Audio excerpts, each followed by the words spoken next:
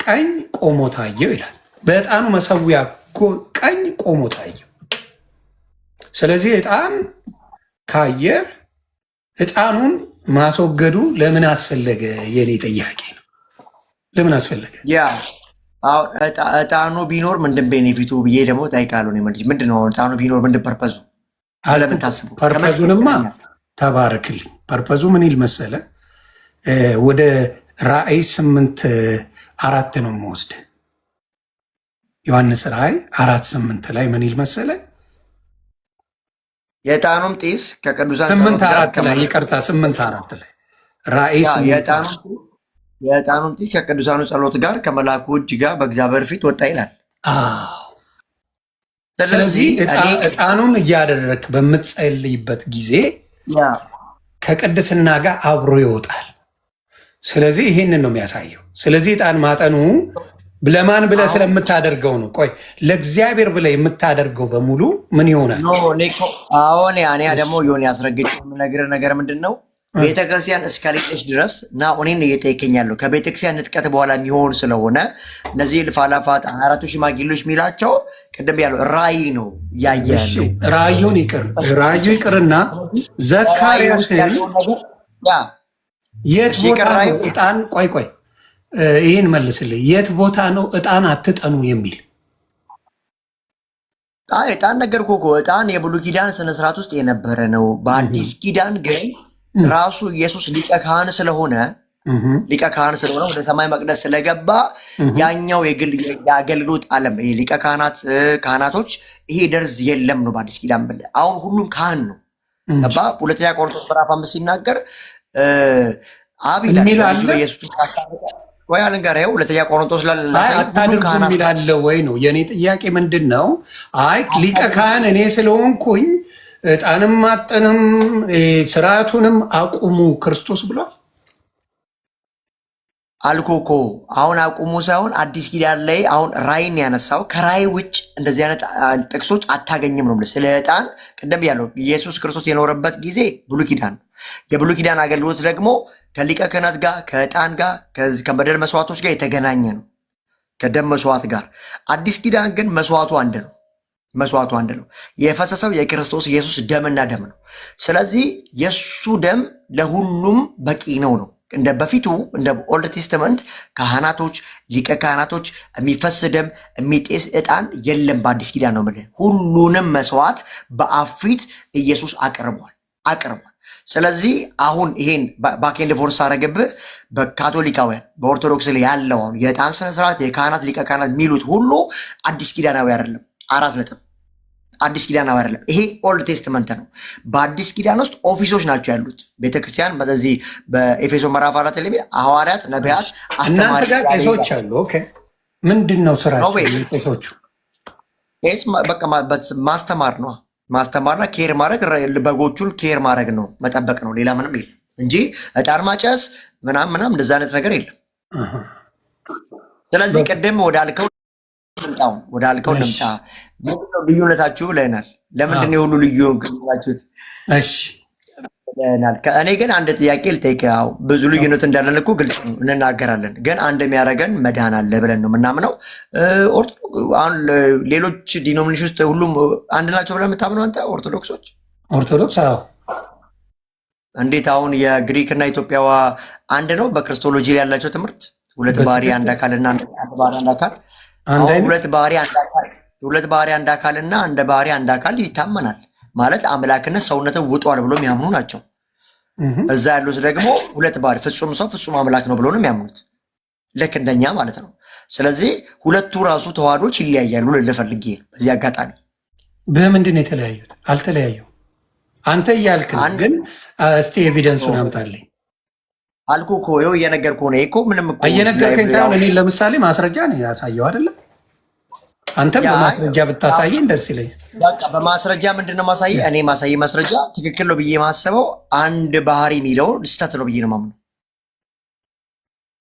ሁለት ባህሪ በአንድ አካል ውስጥ አለ ብለን ነው እኛ የምናምነው። ያ ኦሪየንታል እና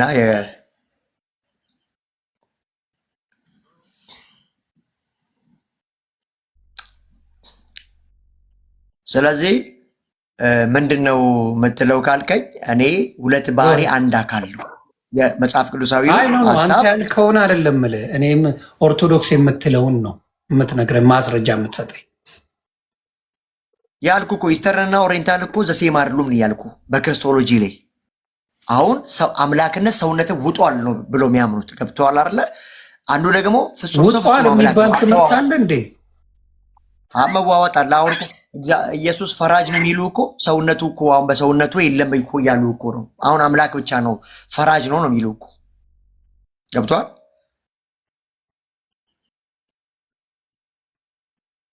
ኦኬ አይ የሚለውን አሳየኛ ማስረጃ ይሄ ነገር ከሆነ እኔ ማስረጃ መንገርና እኔ አሁን ለምሳሌ ስለ ዕጣን ሳወራለሁ ከመጽሐፍ ቅዱስ ማስረጃ አምጥቼ ነው ስለ ኦርቶዶክስ ካመጣ በማስረጃ አምጣና አሳይ እንደዚህ የሚል አስተምር እሺ ማስረጃዬ ምን መሰለህ ማስረጃዬ እኔ ሁለት ባህሪ በአንድ አካል ብዬ ነው ማምነው ማስረጃ ሰጣለሁ መጽሐፍ ቅዱስ አንተ የምታምነውንማ ተረዳው እኮ አንተ እንደዛ ታምናለህ I believe it you told me ያንተንማ አምናለሁ የኦርቶዶክስን ስትል ነው ማላምነህ መጽሐፍ ቅዱስ ላይ ላደርግልህ ነው አይውኩ አንዱ ነው ልክ ነው ብዬ ነው የማስበው ገባ ሁለት ባህሪ በአንድ አካል አንተንማ ተረዳው አልኩ ያንተንማ ይኸውልህ ፕሮፌት አንተ ያልከውን አንተ በምትለው መንገዱ I understand your part አንተ የምታምነው ነው ኦርቶዶክስ የምትለው የግሪኩና የኢትዮጵያ ኦርቶዶክስ የተለያዩ ናቸው ካልከኝ የእነሱን ማስረጃ አምጣልኝ እያልኩ ነው ኦኬ በቃ እሱን እሺ ላመጣልህ እችላለሁ ግን አሁን ተላልኩም ግን ምንድነው ይሄ የሚታወቅ ነው ባይዞይ አሁን ሁሉም እኮ የሚያውቁት ነው ይሄን ጉዳይ ገብቷል ማን ሁሉም የሚያውቁት ታዲያ አንተ ካወቅከው እኮ ማስረጃ ያስፈልጋል አይደል ብራዘር ያ አሁን ጄሊ ስልኬ ላይ አሁን ከላይ ወጥቼና ማሳየት ስለማልችል ነው ይሄን ይዤ ልመጣለሁ ችግር የለውም ሪል በቤተ እምነታቸው አንተ ላይ ያለውን አቋማቸው ይዤ ልመጣለሁ ጉግልም አለ ሌላ ስልክ አለ ወይስ የለም አይልኝ ለኔ አመጣለሁ ችግር የለውም አመጣላለሁ እና ነው ግን አንዱን ነው አፕሪሺየት ማድረገው ከሁለቱ ከኢስተርና አሁን ለምሳሌ ማ question to you ሌላው ከ15ኛው ክፍለ ዘመን በፊት የነበሩ ሰዎች አልዳኑም ማለት ነው ከ15ኛው ክፍለ ዘመን በፊት የነበሩት ምክንያቱም ካልቪኒስቱም የመጣው አርማኒዝም የመጣው በ15ኛው ክፍለ ዘመን ነው ከዛ በፊት 14 ዘመን የነበረው በሙሉ አልዳንም እያልከኝ ነው በርግጥ መነግርህ ፍጹም ኢየሱስ ክርስቶስ ፍጹም ሰው ፍጹም አምላክ ሆኖ በስላሴ የሚያምኑ ከነበሩ ይድናሉ ብዬ ነው የማምነው አዎ እኮ ዘይ ነው ምክንያቱም የእናንተ ትምህርት አሁን የጀመረው ከ15ኛው ክፍለ ዘመን ጀምሮ ከዛ በፊት እነ ካልቪኒስቶቹ ካልነገሯቸው በምን ሊያውቁ ይችላሉ ይተሚ ነገርኩ እኮ ኢየሱስ ክርስቶስ ሊቀ ክህነቱን የሚቀበል ክርስቲያኖች በዛ 1400 ዓመት ከነበሩ ሰው የማይድኑበት አማኑኤል የሚል እንጂ ኢየሱስ የሚል ትምህርት አልነበረም በዛ ሰዓት አንተ በምትለው አይ አሁን እኔ ምን አለ መሰለህ ፍጹም አምላክ ፍጹም ሰው መሆኑን ኦፌንድ ለማያደርግ ማንኛውም ክርስቲያን ይድናል ብዬ አላምንም ነው ኦርቶዶክሳውያኖች ወይ ሌሎቹ አልዳኑም ብለን የምናስብበት አንዱ ምክንያቱ ፍጹም ሰውነቱን ክዷሉ ብለን ስለምናስብ ነው ኦኬ አሁንም ምንድነው እኔ ክሊር የማደርገው ከ14ኛ ክፍለ ዘመን በኋላ 15ኛ ክፍለ ዘመን በኋላ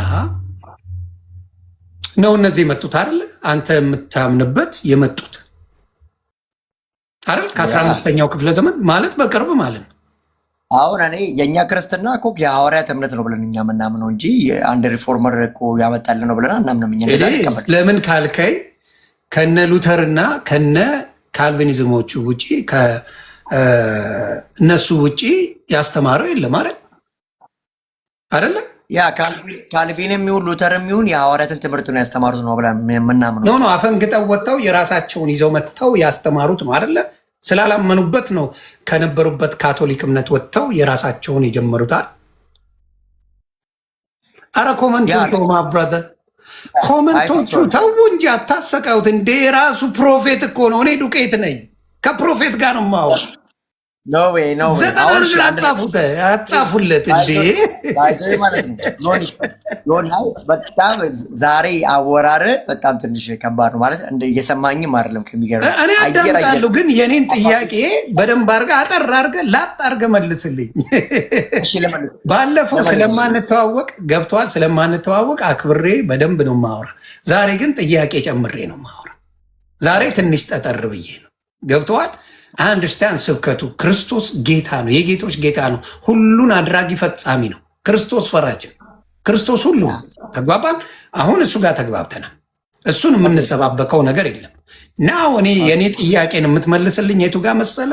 አም ጀስት ገና አስክ ዩ ሲምፕል ኮስችን ከ15ኛው ክፍለ ዘመን በፊት የነበረው በሙሉ በእግዚአብሔር አምሳያ የተፈጠረው ህዝብ አብ ወልድ መንፈስ ቅዱስን የሚያምን ሁሉን ነገር በዛ ዘመን የነበረው እነዚህ ካልነበሩ እንዴት ነው የሚድነው?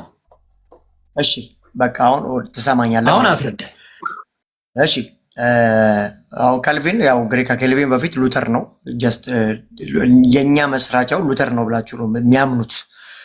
እኛ ሉተር ይዞ ሲመጣ የሐዋርያትን ትምህርት አስተማረ ብለን ምናምን አፖስቶሊክ ሴክሴሽን አለን ብለን ነው ሲጀመር ምናምነው። የሐዋርያነት መቀባበል የትምህርት ኳሊቲ እንጂ የሆነ ኤጲስቆጶስ እየሾምክ ማለፍ አይደለም። ከዮሐንስ በኋላ እንትና መጣ፣ ከእንትና በኋላ ሮም ላይ እንትና ተሾመ የሚል አይደለም። ሴክሴሽን ባይዘው ጤናማውን አስተምሮ ይዞ መቀጠል በዘመናት መካከል የአፖስቶሊክ ሴክሴሽን አለ ማለት ነው። የአፖስቶሊክ ሴክሴሽን ይሄ ነው የሚያመለክተው፣ ጤናማ ትምህርት የሚያዝ ጉዳይ እንጂ የሆነ ፖፕ ራስ ላይ እየሾምክ ከዓመት ዓመት ወይ ደግሞ ከሆነ ዓመት በኋላ መቀባበል የአፖስቶሊክ ሴክሴሽን አለ ማለት አይደለም። የትምህርት ኳሊቲ እና ሐዋርያቶች ያስተማሩትን ትምህርት ሳይቀንስ ሳይጨምር ማስተማር ኢትስ አፖስቶሊክ ሴክሴሽን። ይሄ ነው የምናምነው። ሌላው 1400 ዓመት ሙሉ የለም ካልከኝ እኔ አንድ ማምነው ነገር ምንድነው? 1400 ዓመት ሙሉ ደህንነት ተቀላቅሎ ነበር። አሁን ሉተር ኬት ነው የወጣው? ከካቶሊክ አይደለ? ካቶሊክ ላይ ነበረ፣ ሞኖክሴ ነበረ። ሉተር እንደው እዛ ያለ በምልኩስና ውስጥ የነበረ ሰው ነው። መዳን ከስራ ጋር ያያያዘው ምናምን ነበር። ከዛ ሮሜን ገላትያን ሲያጠና እንደውም የካቶሊክ ፖፕ በዛ ጊዜ ሉተር በወጣበት ጊዜ በጣም አስተውል መጽሐፋቸውን አይተህ ከሆነ ደረሰኝ ይሸጥ ነበር፣ ትኬት። ፖፑ ትልቅ እንትን ያሰራ ነበረ ለቤተ ክርስቲያኑ። በዛ ጊዜ ይህን ትኬት የሚገዛ ሰው የሞቱ ዘመዶቹ ይቅርታ ያገኛሉ፣ የኃጢአት ይቅርታ ያገኛሉ ብሎ ማስተማር ጀመረ። አዛታይም የኃጢአት ይቅርታን ከሆነ ከሚገዛ ትኬት ጋር ከመልካም ስራ ጋር ሲያያይዙት የዛኔ ሰውዬ እንደውም መጽሐፍ ቅዱስ እጃቸው ላይም አልነበረም። ላነበብኩት መጽሐፋቸው ስፍራ ይሄዳሉ የሚሸጡት ማለት ነው። ቆይ ተረጋጋ።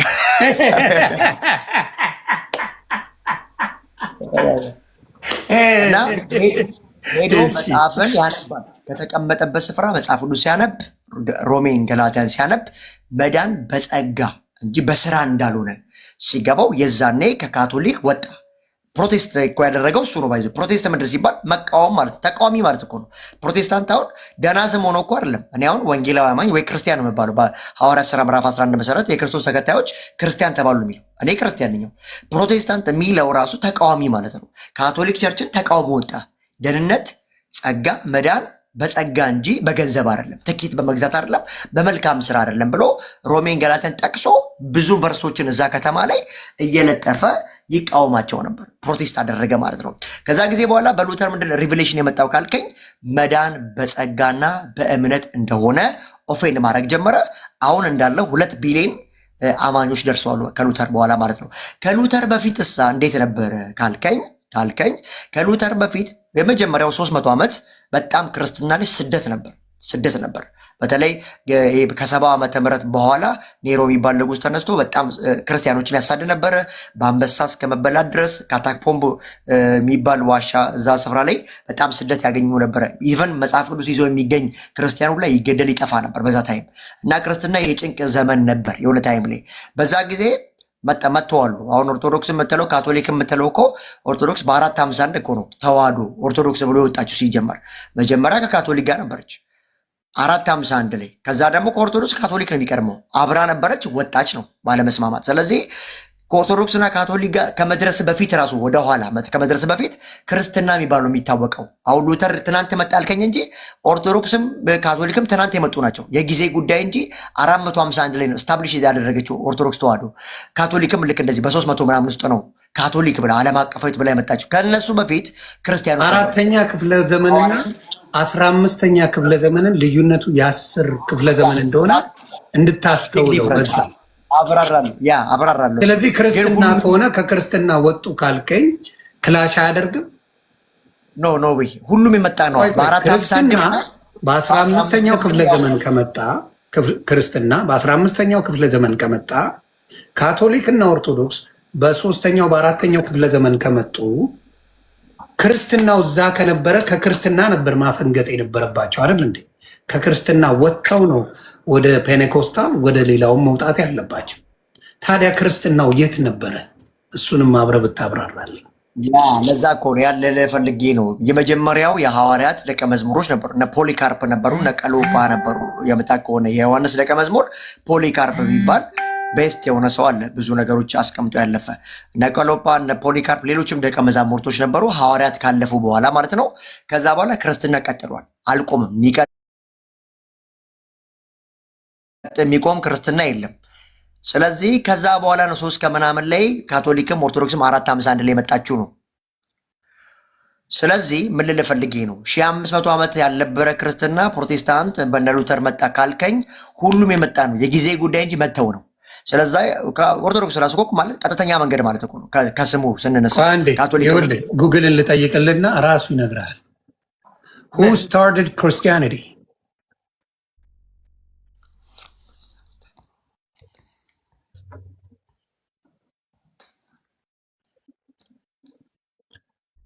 Who started Christianity?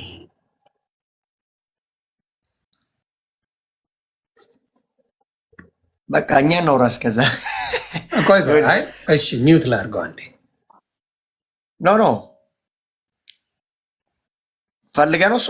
አይ አንተም እኮ እውቀቱ ስላለ ጀስት እሷንም መጠየቅ ይታወቃል። እሽቅድድም አለን ቢያንስ የ1200 ዓመት ምናምን 1100 ዓመት እሽቅድድም አለ በዲኖሚኔሽን ደረጃ። ያ ማለት ግን እውነት ይዛል ማለት አይደለም። ከባድ ነው።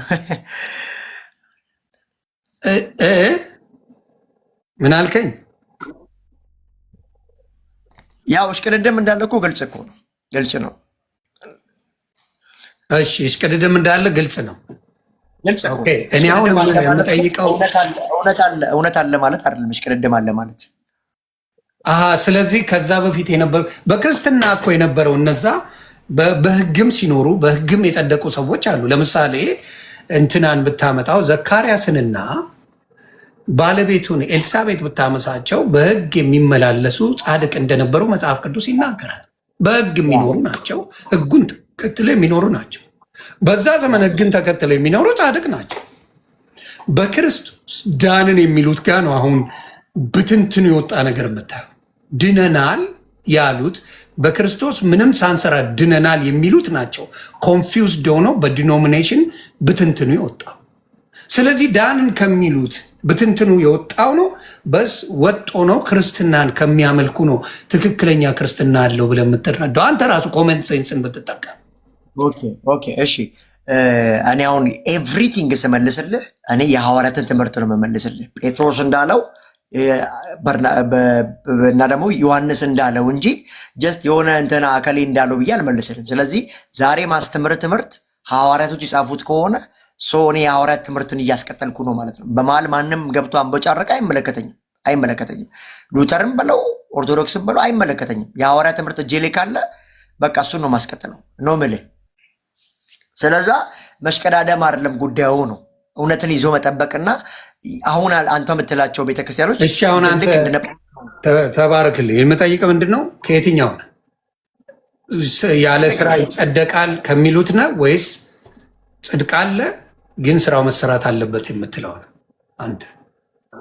አሁን አንድ ነገር እናውራ። መጽሐፍ ቅዱስ ከሚሉት ሳይሆን መጽሐፍ ቅዱስ ስለ ጽድቅ ምንድን ነው የሚለኝ ካልክ ስለ ጀስቲፊኬሽን ባይ ፌዝ ጀስቲፋይድ የምንሆነው በክርስቶስ ኢየሱስ በማመን ነው። ይሄ የመጽሐፍ ቅዱስ እውነት ነው። ስለዚህ ከዛ በኋላ አሁን ዳንኩኝ ከዛ በኋላ ምንድን ነው ማደርገው? እውነተኛ ጀስቲፋይድ የሆኑ ሰዎች ጀስቲፊኬሽናቸውን በእውነተኛ እምነት በስራ ይገልጡታል። ኢቭን የጸደቀ ሰው መልካምን ይሰራል። ያዕቆብ መጽሐፍ ያን ነው የሚናገረው። እምነት ካለ ስራ ከንቱ ነው ይላል። ከስራ የተለየች እምነት የሞተች ናት ነው የሚለው። ስለዚህ መልካም ስራ እኮ በጣም እኮ ፕሮቴስታንት እኮ በጣም በፔንቴኮስታል ሰርክል ላይ በጣም አመክሮ የሚሰጠው ጉዳይ ነው። ሰው ስላመነ ያመነበትን እውነት የዳነበትን እውነት በስራ ነው የሚገልጠው። መጽሐፍ ቅዱስ ሲናገር ብርሃናችሁን በሰዎች ሁሉ ፊት አብሩት ይላል። ኢንክራይስት የሆነ ሰው በጨለማ መመላለስ አይችልም፣ እንደ አሕዛብ መኖር አይችልም። እየገለጠ ነው የሚኖረው። ኦኬ በጣም ጥሩ። ስለዚህ በጣም በክርስትና ውስጥ ሆነው የሚመላለሱ ሰዎች በፓስተር ደረጃ ሆነው በነቢያት ደረጃ ሆነው በብዙ ሆነው መጽሐፍ ቅዱስን በደንብ የሚያውቁ በክርስቶስ ድኛለሁ የሚሉት ስራቸው ከዛ የተለየ የሆነበት ምክንያት ውስጥ ምን ይመስላል? አይ ዶንት ኖ። ያው እንግዲህ በፓስተር ምናምን ካልከኝ በሁሉም ኦፊሶች ውስጥ ሐዋርያም እውነተኛ ሐዋርያ አለ፣ ሐሰተኛም አለ። ብዙ ጊዜ እንደዚህ አሁን ጨለማ ካለ ብርሃን አለ። ባይዘ እግዚአብሔር ሲኖር ዴመን ኖሯል አይደለ? ልክ ባይ ዲፎልት እውነተኛ ነብይ እንዳለ ሐሰተኛ ነብይ አለ፣ ሐሰተኛ አስተማሪ እንዳለ እውነተኛ አስተማሪ አለ። እሺ ካልሰራስ ምንድን ነው ሊሆን የሚችለው? አሁን ለምሳሌ ጸድቅ ያለው በኢየሱስ ክርስቶስ ድኛለሁ ብሏል። ምንም ስራ አያስፈልገኝም ብሏል። የስራው ዴፊኒሽን እኮ ነው ብዙ ሰዎች ምን ያለው ፔንቴኮስት አሁን መጽሐፍ ቅዱስ የሚለው ሁለተኛ ኤፌሶን ላይ ነው ብዙ ሰዎች የሚመኩበት እንትን ሁለተኛ ኤፌሶን ይቅርታ ወደ ኤፌሶን ሰዎች ምዕራፍ 2 ቁጥር 9 ላይ ብታነበው ማንም እንዳይመካ ከስራ አይደለም የሚለውን ይዘው ነው ሲመጻደቁ ማየው። እሱ ከመዳን አንግሏል። ለመዳን በእግዚአብሔር ፊት ጀስቲፋየር ለመሆን ጻድቅ ለመሆን በስራ አይደለም ሲጀመር በክርስቶስ ስራ እንጂ በአንተ ስራ በክርስቶስ ስራ ነው። ከዛ በኋላ ግን አንተ በክርስቶስ መመላለስ አለብህ። ኃጢአትን መካድ አለብህ። ዓለምን መካድ አለብህ። በትክክል እሱን ማስተማር ለምንድን ነው የማይወዱት? ለምንድን ነው የማያስተምሩት? እሷ ጋ ነው ትልቁ ችግር ያለው እኮ በክርስትና ቤት በጽድቅ መመላለስን በፍጹም አይፈልጉትም። ዋይ እንደዛ ብለማ አደሆል ኦፌንድ አታርግ። አንዳንድ ሰዎች አስተማሪዎች ሁሉንም አላልኩኝም አብዛኛው ከሰማኸኝ እኔ ሳልሆን የዛው ቤተሰቦች ናቸው ይሄንን የሚናገሩት። ሊኖሩ ይችላሉ እነዚህ ሰዎች ስለ ቅድስና እግዚአብሔርን ስለመምሰል መልካም ስራ ስለመስራት የማያሳዩ ከሆነ የኔ ሰዎች ትምህርት ራሱ በጣም ስውት ነው ማለት ነው። ሐሰተኛ አስተማሪዎች ናቸው። ያ ነው የሚሆነው እንጂ አይዟችሁ ምዕራፍ 2 ለማለት ነው። አታልቅሱ። ምዕራፍ 2 ቁጥር 9 ለማለት ነው። ሙድ ለምትይዙ ታች አይዞ አትበሳጩ። ለምን ትበሳጫላችሁ? ስለዚህ ለምን እስከ ዛሬ አልተበሳጫችሁ? ስትጠየቁ ምን ያስለቅሳችኋል? ስለ ጽድቅ ማንም እንዳይመካ ከስራ አይደለም የሚለው በዚህ በኤፌሶን ምዕራፍ 2 ቁጥር 8 መሰረት በእምነት በጸጋ ድናችኋል። አየህ የሚዳነው በእምነት ነው። በምን ክርስቶስ ስለኔ ሰርቷል በሚል እምነት በጸጋው አሜን ብለህ ትድናለህ። እሺ ከራሴ ነው ሰርቼ ነው በኔ ባህሪ ጾሜ አስራት ከፍዬ ምናምን እንዳትል ደግሞ በስራ አይደለም። እሺ በስራ ካልሆነ ምን መደረግ ነው ያለበት? ዩ ቴል ሚ። ያመነ ሰው መልካምን ይሰራሉ። ኢቭን የገባብን መንፈስ እግዚአብሔር መንፈስ ነው። እኛ ስላሴ አማንያን መንፈስ ቅዱስ ካልሰራ ጸድቅ ያለው። አሁን ለምሳሌ እኔ ጸደቅኩኝ ስራውን አልሰራም ዘንወ እንደዛ ማድረግ አትችልም። በውስጥ የገባው መንፈስ ይቻላል እንደ ቆይ ወዴት ነው የምንሄድ? አትችልም። የገባብህ መንፈስ መልካም እንድሰራ የሚያግዝህ ነው እንጂ በትዕቢት አልችልም ኦኬ ለኃጢአት ላይሰንስ እንድሰጥ የሚያደርግ አይደለም። አንተ ውስጥ የገባው መንፈስ እንዴ በጌታ በኢየሱስ ስም አሁንም ጠይቃለሁ ደግሜ አትችልም ለተባሉት በኢየሱስ ክርስቶስ ገብተው ብዙ ውንብድና የሚሰሩት ምን ሊባሉ ነው? አልዳኑም ልትለኝ? አልዳኑ። ምክንያቱም ያለ ስራ ነው የጸደቅኩት። ዩቶ ሚደ ያለ ስራ ከጸደቅኩኝ በኢየሱስ ክርስቶስ ስራ ከጸደቅኩኝ እሱ ሰርቶታል። እሱ ስራውን የኔ አጋዥነት አያስፈልገውም፣ የኔ መስራት አያስፈልገውም፣ የኔ መልካም መሆን አያስፈልገውም። ጸድቅ ያለው ዋም ዳን እሱ ነው ጠበቃዬ ብያለሁ። የፈለግኩትን ነገር ማድረግ እችላለሁ። ጸድቅ ያለው ኖ ወይ። እሺ እዚህ ጋር ላስቆመ ክርስትና ስለ ዳንኩ ደህንነቴ ስላለቀ የዘላለም ስለገባው እንደፈለግኩ ሆኗል የሚል ይሄ ሲጀመር ክርስትና አይደለም። ሲጀመር ለፈታ መታሰር ነው ትምህርቱ። የፈታ ከየት ነው? ከኃጢአት ስራት ነው። በዚህ በሮሜ ምዕራፍ 6 ላይ ስታነብ እናንተ ቀድሞ የኃጢአት ስራት ነበረባችሁ ይላል። አሁን ግን የጽድቅ ባሮች ናቸው። በፊት የኃጢአት ባሮች ነበር ምዕራፍ 6 ላይ። ምዕራፍ 7 ላይ ደግሞ እናንተ አሁን የጽድቅ ባሮች ናችሁ ይላል። ስለዚህ ከባርነት ወደ ባርነት ነው የገባ ነው። በፊት የምን ባርነት? የኃጢአት ባርነት። ልክ እንዳልከው አሁን እንደፈለግን የመኖር ለእኛ ፍቃድ የለበቃ እኛን ሪሞት የሚያደርገን ዴመን ነበረ። አሁን ግን ከዛ ኢየሱስ ክርስቶስ መጥቶ ነፃ አውጥቶን ለጽድቅ ባሮች አድርጎናል።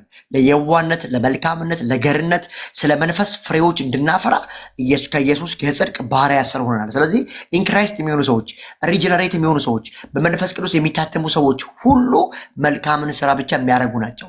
ግን በኃጢአት ጸንተው እንደዚህ ስለ ደግሞ ሰው ጌታን ከተቀበለ በኋላ አይደክምም አይደለም። ለምሳሌ እኛውን ኢየሱስ ሊቀ ካህን ነው አማላጅ ነው ብለን ስናስተምር ለምን ደክመው ድካም እሱ ሊቀ ካህናችን ነው አስታራቂያችን ነው እያለን ነው።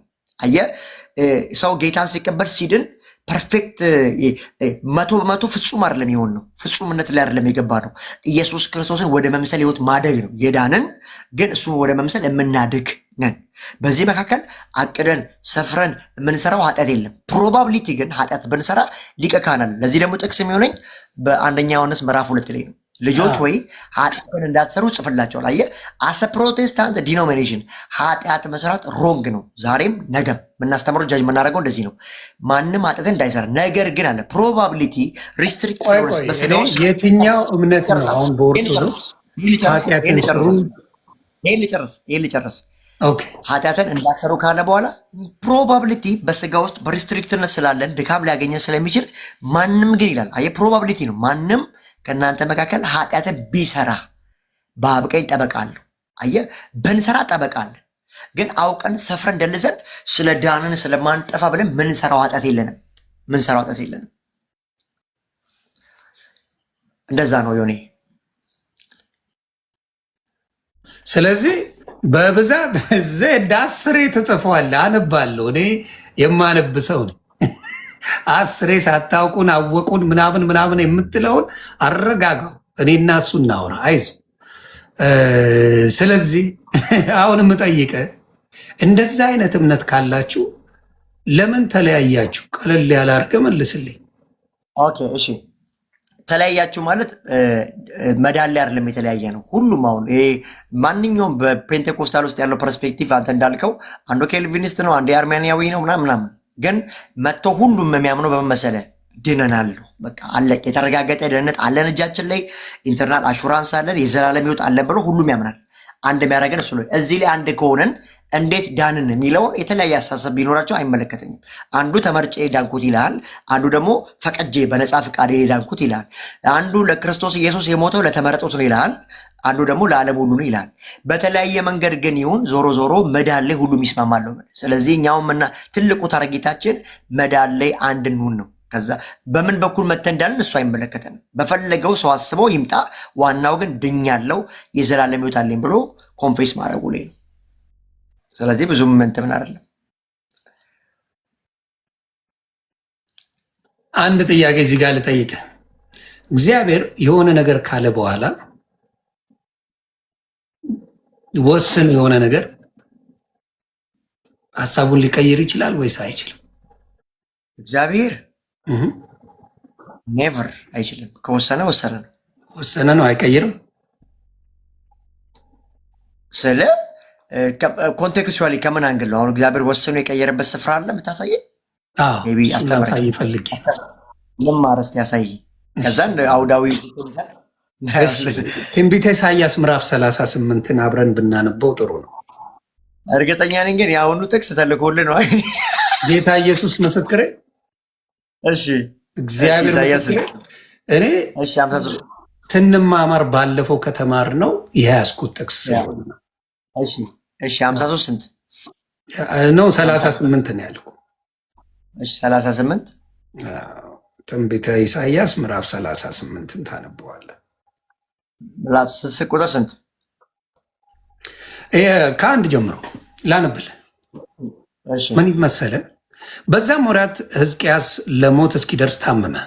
ነብዩም የአሞጽ ልጅ ኢሳይያስ ወደ እርሱ መጥቶ ነብዩ የአሞጽ ልጅ ኢሳይያስ ወደ እርሱ መጥቶ እግዚአብሔር እንዲህ ይላል፣ ትሞታለህ እንጂ በሕይወት አትኖርምና ቤትህን አስተካክል አለው።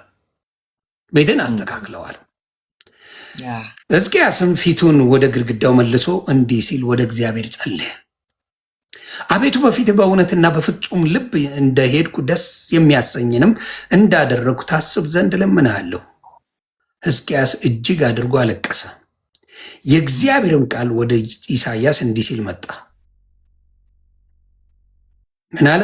ሂድ ሕዝቅያስን እንዲህ በለው፣ የአባትህ የዳዊት አምላክ እግዚአብሔር እንዲህ ይላል፣ ጸሎትን ሰምቻለሁ፣ እንባንም አይቻለሁ። እነሆ በዕድሜ ላይ 15 ዓመት ጨምሬአለሁ።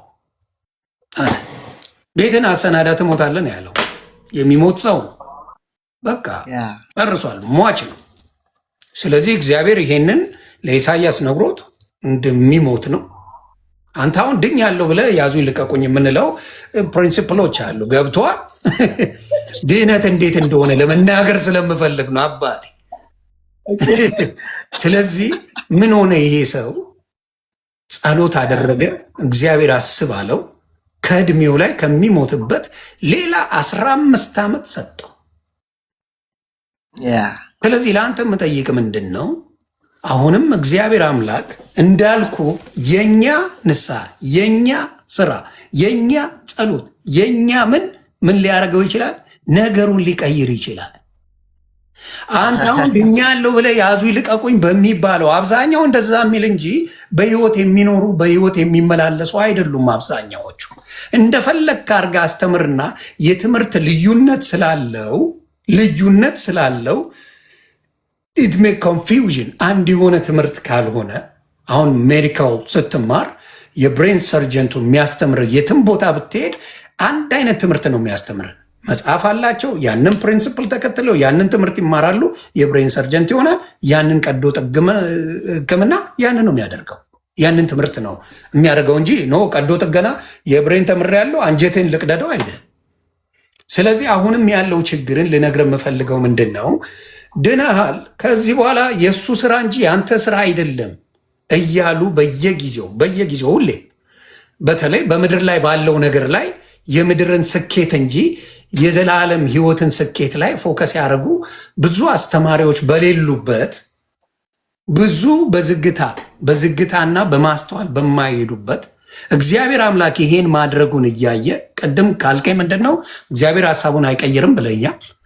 አንተ ካልከው ተነስቼ ነው የምናገረው። እዚህ ጋር ግን እግዚአብሔር ሀሳቡን ቀይሯል። እንዴት አድርገህ ነው አንተ ካልከው ጋር ከኮንቴክስቱ ጋር የምታስታርቅልኝ? ይሄንን ነው የምጠይቀው። ኦኬ እሺ። አሁን እኔ አሁን እግዚአብሔር ሀሳቡን አይቀይርም ብዬ ነው ማውራ። አንተ ደግሞ እግዚአብሔር ሀሳቡን ቀያሪ ነው እያልከኝ ነው ማለት ነው በአጭር አማርኛ። እኔ ሳለው መጽሐፍ ቅዱስ ላይ በእኛ ላይ የሚያደርገውን ቁጣ እንደሚቀይር ሌላ ጊዜም እነግርሃለሁ፣ ሌላም ቦታ አሳያለሁ። ቁጣውን ይቅር እያለ እንደሚቀይር በየጊዜው እግዚአብሔር መጽሐፍ ቅዱሳዊ አድርጌ ያሳያለሁ። የእኛ ምን ስንሆን፣ እኛ ልባችን ሲመለስ፣ እኛ መልካም እየሆንን ስንሄድ ምን ያደርገዋል? ይቀይረዋል። ይሄ የስህተት ነገር ነው። እኔ መጽሐፍ ቅዱሳዊ ነው የምነግርህ። አንተ የምትለኝን ደግሞ ልስማ። ኦኬ እሺ። እንግዲህ ያነሳው የሕዝቅያስን ህይወት ነው። ሕዝቅያስ ታመመ፣ ከዛ እንደሚሞት ሰማ። ከዛ ደግሞ ወደ ነቢዩ እግዚአብሔር መጣ ድጋሚ። ከዛ ምሕረት አደረገለት፣ 15 ዓመት ጨመርለት። እግዚአብሔር መጀመሪያ እንደሚሞት ነው። ከዛ በነቢዩ አንደበት ቃል ተቀየረ። ከዛ እድሜ ተጨመርለት። አብዴንድ ኦፍ ዘዴ ግን ሕዝቅያስ መሞቱ አልቀረም። ዋናው እሱ ነው። ጀስት ግን ከ15 ዓመት በኋላም ቢሆን ይሞታል። ለማንኛውም ለምን ይሄን ጥቅሳው ከሳሊቬሽን ጋር ከመዳን ጋር ተመጣጣኝ አይደለም? ዮኒ ማኛ መሞት አይቀርም እያልከኝ ነው? እንደዚህ አይነት ወንጌል አለ እንዴ?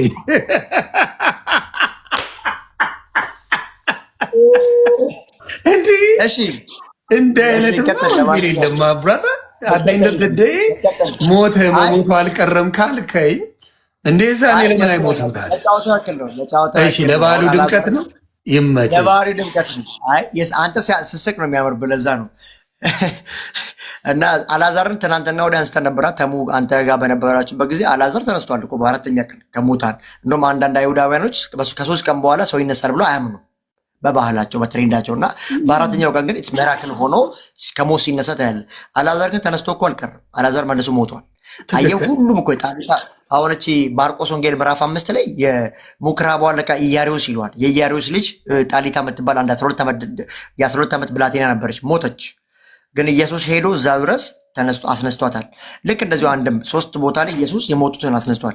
ግን ሲነሱ አሁን ከእሱ ጋር የሚያገናኝ የለውም። ለምን መሰለህ እዚህ ጋር ትሞታለህ ያለው የአንተም ጥያቄ ከመዳን ጋር የሚያገናኝ አይደለም ነው ብለህ እኔ እያወራሁት ያለሁት ስለ መዳን አዲስ ኪዳናዊ ስክሪፕቸር ነው። አንተ እኮ ሕዝቅያስ ጋር ሄደህ ብሉይ ኪዳን ላይ ነው እያመጣ ያለ ያን ሀሳብ ይዘህ መተህ እግዚአብሔር ዘላለማዊ እኮ ነው የቆመ ነገር አለ። ብሉይ ኪዳንን አትከተሉ የሚል አለ እንዴ? ኖ ብሎ እንደ ኢየሱስ ክርስቶስ ሊፈጽም እንጂ ሊሽራል እንዳልመጣ ይናገራል። ለሕዝቅያስ እኮ የሆነለት እኮ እንደ ሕዝቅያስ የሆነለት የእድሜ መጨመር ነው። እኔ እኮ እያወራ ያለው አይደለም ትሞታለህ ብሎታል ቃል በቃል። ይኸውልህ በደንብ አንብበውና ድጋሚ ያው ትሞታለህ አለው። በቃ ትሞታለህ።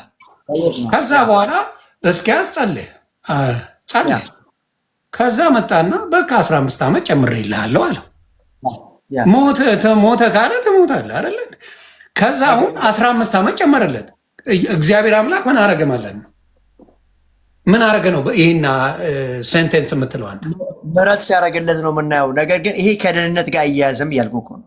እኛ ዳንን ከምንል ደህንነት ምን አገናኘው? የሕዝቅያስ ሕይወት ምን አገናኘው? አይ ስጠይቅ ማይገናኝ ጥቅሳቶች እውነትም ሪዴምሽን ነው። ከባድ ነው። ለምን እንደሆነ ልንገርህ ማፍራት አንዴ ከዳንክ በኋላ ብላችሁ ግግም የምትሏት ነገር በእኔ አንዴ ከዳንክ በኋላ በቃ በክርስቶስ ድኛ ያለው በጽድቅ መመላለስ አያስፈልገኝም፣ ስራዬ ተሰርቷል። ለምንድን ነው የምትሰራው? ከዳንክ ለምን ትሰራለህ? ማን ያለው? ጴንጤ የሆነ ሰው እንደዚህ ይላል? አዎ ካልቪኒስቶች ይላሉ። ተመርጠናል፣ ለተመረጡት ነው የመጣው አይደል የሚለው። ታዲያስ ለተመረጡት ጥልቅ አይሰሩ በህይወት የተገለጠ ህይወት የላቸውም ካልቪኒስቶች። እኔ ልጠይቅህ ነው።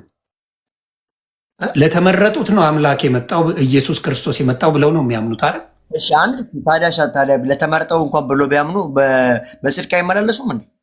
በምን በጽድቅ የሚመላለሱ አሉ፣ የማይመላለሱ አሉ። ሪዝኑን ብትነግራቸው። ቆይ እኔ ከዳንኩ በኋላ በጽድቅ የምመላለስበት ሪዝኔ ምንድን ነው?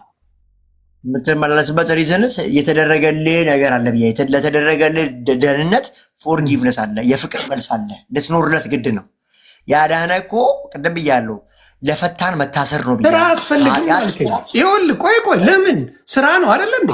ያ ስራ አይደለም መጽሐፍ ነው የሚናገረው። የእኔ ጥያቄ ምንድን ነው? ያንን በጽድቅ መመላለስ ስራ አይደለም ወይ ነው? በጽድቅ መመላለስ እኮ ለመዳን አይደለም ነው። እሱ ስራ ነው፣ ግን ለመዳን አይደለም ነው። የዳነ ሰው የሚሰራው ስራ ነው እሱ። ጽድቅ ማድረግ ስለ ዳን ከምሰራው እንጂ ገና ለመዳን አይደለም። ይህ ከሆነ አንተ ጽድቅን መልካም ስራ መስራት ለመዳን ካልክ ክርስቶስ ሞትና ትንሣኤው ማመን ለአንተ አይጠበቅብህም። በመልካም ስራ ኢሳያስ እኮ እንደዚህ ያለ አይደል? በመጽሐፉ ጽድቃችን ራሱ እኮ አለ ጽድቃችን ራሱ እንደ መርገም ጨርቅ ነው አለ። አንተ ጽድቅ መልካም ስራ የምትለው ገባኝ። እሱ ገባኝ። አሁንም ደግሜ ጠይቃለሁ። ድኝ ያለው ብለሃል፣ ስራ አይጠበቅብኝም ብለሃል። ይህን ተሳስቻለሁ? ለመዳን አይጠበቅብኝም። ኦፊሻሊ ለመዳን አይጠበቅብም አይደለ? ነፃ ስጦታ ነው አልከኝ። ስለ ዳንኩ እሰራለሁ። ስለ ዳን መልካም ስራ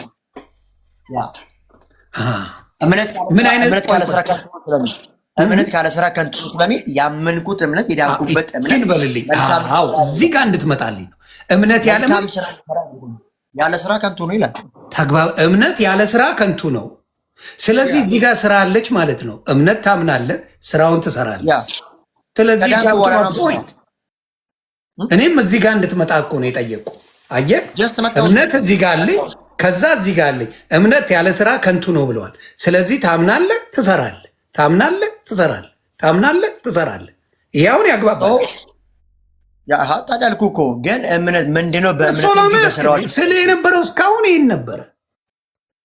ስለዛ እምነት ካለ ስራ እኮ ያልኩህ ድኛለሁ የሚልህ ሰው በስራ ካልተገለጠ እሱ ስተት ነው እያልኩ እኮ ነው። ቅድም እንዳልኳቸው ያላግባባል።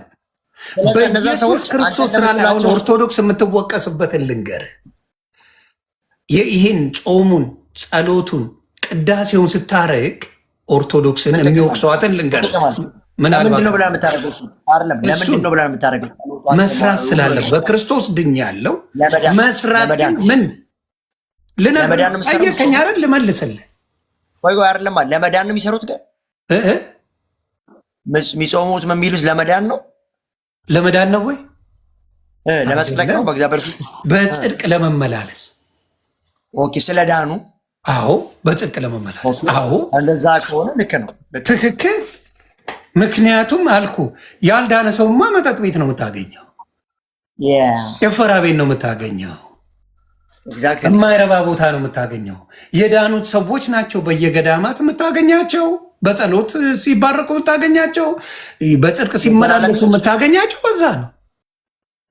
ኦኬ ኦልዌይስ የዳኑ ሰዎች ከሆኑ በጽድቅ ይመላለሳሉ። እኛ ምናምነው ግን ምን መሰለ የዳንኩ ሲል ጽድቁ ሊወሰድብህ ይችላል። ኤኒታይም በጽድቅ ካልተመላለስክ ጽድቁ ይወሰዳል ወይስ አይወሰድም?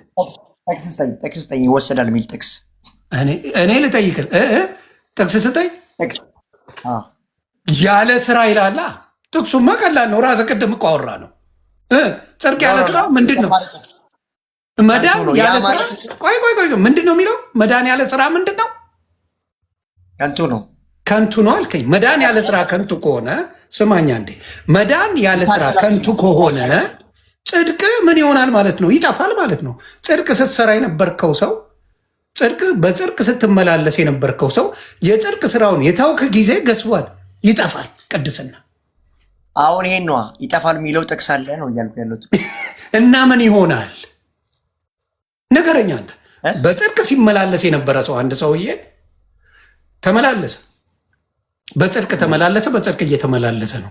ዘሞተ፣ መዘሞት ጀመረ፣ በዛው ቀጠለ። then what's gonna happen you tell me? በዛው ቀጠለ። ያ ሰው ያለ ንስሐ ሳይገባ ህይወቱ ሳይቀየር በዛው ቀጠለ። ታዲያ ምንድን ነው ሊያደርግ የሚችለው? አብዛኛው